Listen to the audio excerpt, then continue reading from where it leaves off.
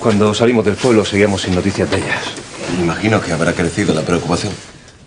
Pues en la familia imagínese, pero yo soy optimista. Fe es una mujer que no se viene abajo a la primera de cambio.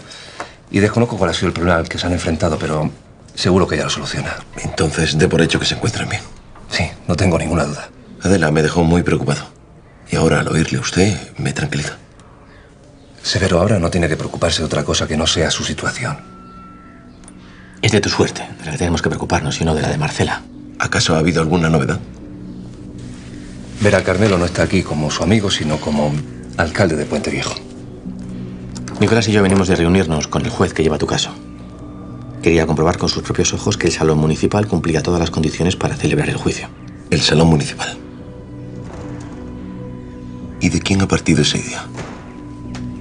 Del juez. A falta de otra opción es la que se le ha ocurrido.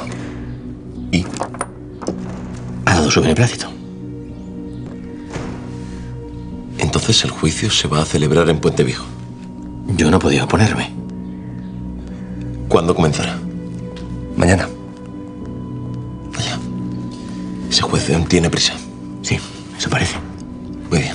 No hay razones para demorarlo. Mañana, pues.